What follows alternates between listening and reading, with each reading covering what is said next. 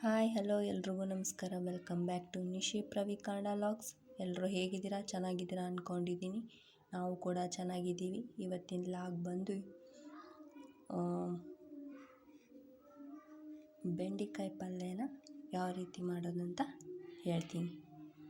First ಬೆಂಡೆಕಾಯಿನ ಹೆಚ್ಕೋಬೇಕು. ಬೆಂಡೆಕಾಯಿ ಎಲ್ಲ ಹೆಚ್ಕೊಂಡು ಇಟ್ಕೊಂಡು,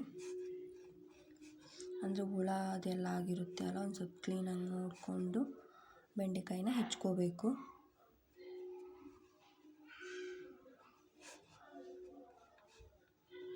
ಬೆಂಡೆಕಾಯಿ ಫ್ರೈ ಮಾಡ್ಬೋದು, ಅದು ಚೆನ್ನಾಗಿರುತ್ತೆ.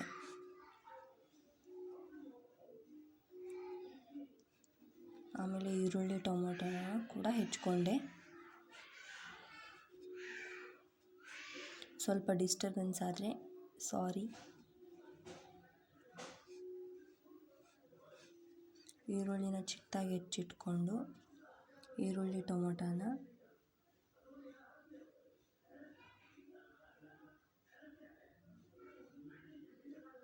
ಎಲ್ಲ ಹೆಚ್ಚಿಟ್ಕೊಂಡಾದ್ಮೇಲೆ ವಾಶ್ ಮಾಡ್ಕೋಬೇಕು.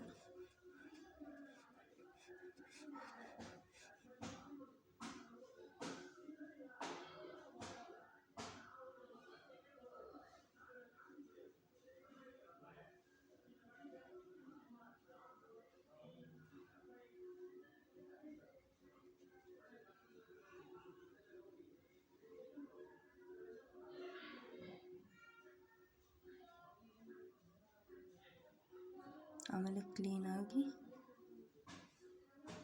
ಅದನ್ನ ಒಂದು ಸ್ವಲ್ಪ ಕೈಲಿ ಹಿಂಗೆ ತಿಕ್ಕಿ ತೊಳ್ಕೋಬೇಕು. ಸೊ ಅದರಲ್ಲಿ ಜಲ್ ಟೈಪ್ ಬರುತ್ತಲ್ಲ, ಅದೆಲ್ಲ ಕ್ಲಿಯರ್ ಆಗಬೇಕು. ಸೊ ವಾಶ್ ಮಾಡಿಕೊಂಡು ಅದನ್ನು ಎಣ್ಣೆಯಲ್ಲಿ ಫ್ರೈ ಮಾಡ್ಕೋಬೇಕು. ಅಂದರೆ ಈ ವಿಷ ಇದ್ದರೆ, ಆಮೇಲೆ ಲಾಳಿ ಟೈಪ್ ಇರುತ್ತಲ್ಲ, ಅದೆಲ್ಲ ಕ್ಲಿಯರ್ ಆಗುತ್ತೆ. ಸೊ ಬಾಳೆಗೆ ಒಂದು ಸ್ವಲ್ಪ ಎಣ್ಣೆ ಹಾಕಿ ಆಮೇಲೆ ಅದನ್ನ ಪೂರ್ತಿಯಾಗಿ ಫ್ರೈ ಮಾಡ್ಕೋಬೇಕು. ಅದು ಫುಲ್ ಫ್ರೈ ಆಗಬೇಕು.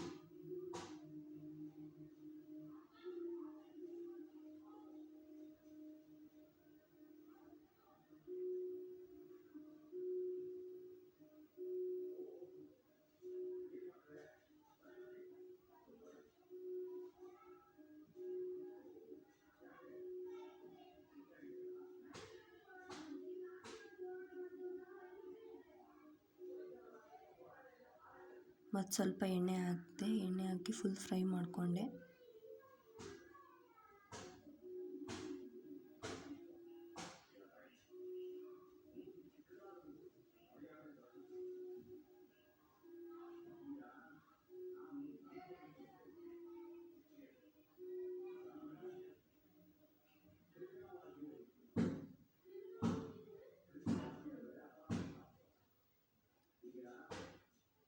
ಪೂರ್ತಿಯಾಗಿ ಫ್ರೈ ಆದಮೇಲೆ ಸ್ವಲ್ಪ ಕರೆಂಟ್ ಹೋಯಿತು.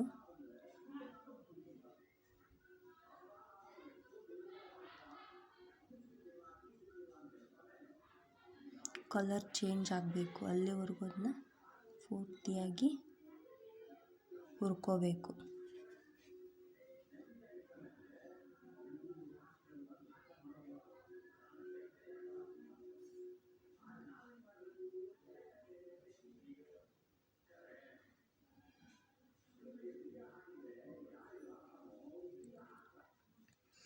ಫ್ರೈ ಆದಮೇಲೆ ಅದನ್ನು ತಗೊಂಡು ಸ್ವಲ್ಪ ಬಾಳೆಗೆ ಎಣ್ಣೆ ಹಾಕಿ, ಆಮೇಲೆ ಸಾಸಿವೆ ಹಾಕಿದ್ಮೇಲೆ ಚಟಪಟ ಅನ್ನಬೇಕು. ಆಮೇಲೆ ಕರಿಬೇವು ಹಾಕಿ, ಟೊಮೊಟೊ ಹಣ್ಣು, ಈರುಳ್ಳಿನ ಹಾಕಿ ಫ್ರೈ ಮಾಡ್ಕೊಂಡಾದ್ಮೇಲೆ ಅದು ಹಸಿ ವಾಸನೆ ಸ್ಮೆಲ್ಲೆಲ್ಲ ಹೋಗಬೇಕಲ್ಲ, ಹೋಗಾದ್ಮೇಲೆ ಫ್ರೈ ಮಾಡಿ ಇಟ್ಕೊಂಡಿರೋದನ್ನ ಬೆಂಡೆಕಾಯಿನ ಹಾಕಬೇಕು. ಚೆನ್ನಾಗಿ ಮಿಕ್ಸ್ ಮಾಡ್ಕೋಬೇಕು. ಮಿಕ್ಸ್ ಆದಮೇಲೆ ಗರಂ ಮಸಾಲ,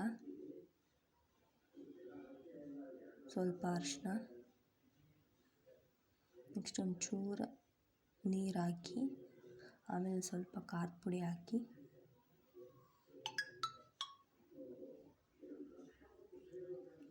ಸ್ವಲ್ಪ ಸಕ್ಕರೆ ಇಲ್ಲ ಬೆಲ್ಲ ಎರಡರಲ್ಲೊಂದು ಹಾಕಬೇಕು. ಚೆನ್ನಾಗಿ ಮಿಕ್ಸ್ ಮಾಡ್ಕೊಳ್ಳಿ.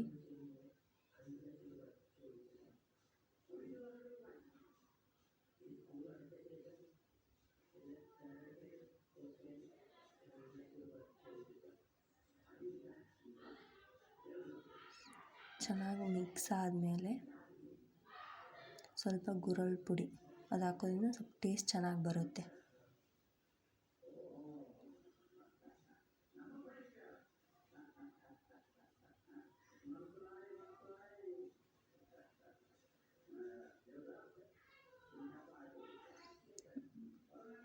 ಚೆನ್ನಾಗಿ ಮಿಕ್ಸ್ ಮಾಡ್ಕೊಳ್ಳಿ.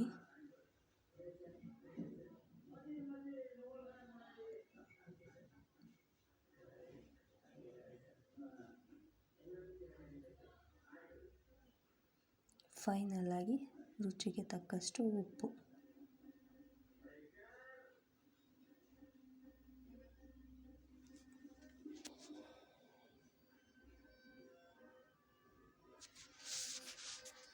ಹಾಕಿ ಒಂದು ಸ್ವಲ್ಪ ಬಿಸಿ ಮಾಡ್ಕೊಳ್ಳಿ. ಎಲ್ಲ ಚೆನ್ನಾಗಿ ಫ್ರೈ ಆದಮೇಲೆ